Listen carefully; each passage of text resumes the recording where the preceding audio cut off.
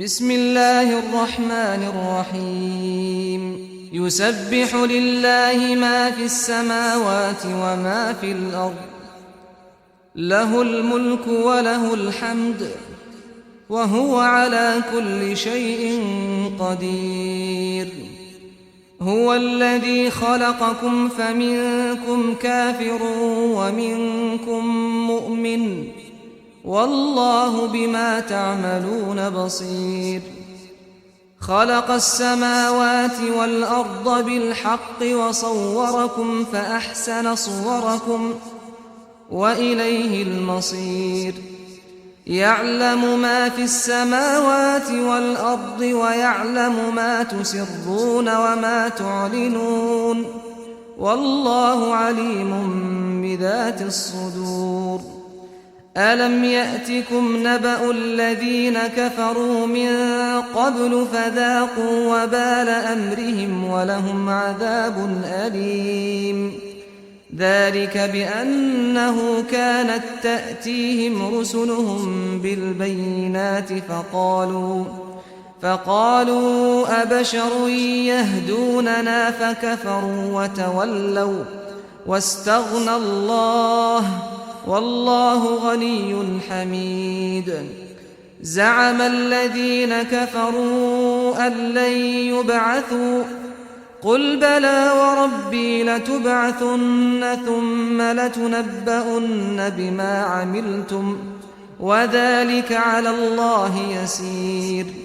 فآمنوا بالله ورسوله والنور الذي أنزلنا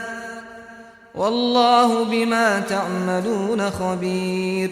يوم يجمعكم ليوم الجمع ذلك يوم التغابن ومن يؤمن بالله ويعمل صالحا يكفر عنه سيئاته ويدخله جنات تجري من تحتها الأنهار خالدين فيها أبدا ذلك الفوز العظيم والذين كفروا وكذبوا بآياتنا أولئك أصحاب النار خالدين فيها وبئس المصير ما أصاب من مصيبة إلا بإذن الله ومن يؤمن بالله يهد قلبه والله بكل شيء عليم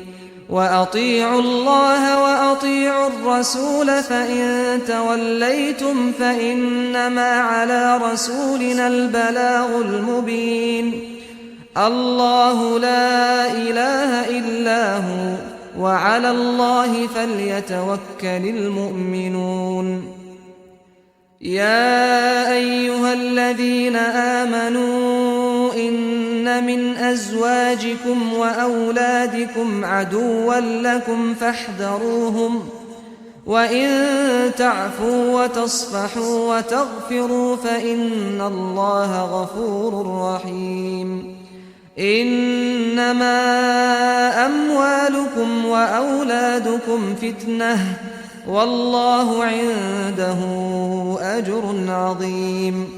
فاتقوا الله ما استطعتم واسمعوا وأطيعوا وأنفقوا خيرا لأنفسكم ومن يوق شح نفسه فأولئك هم المفلحون إن تقرضوا الله قرضا حسنا يضاعفه لكم ويغفر لكم والله شكور حليم عالم الغيب والشهادة العزيز الحكيم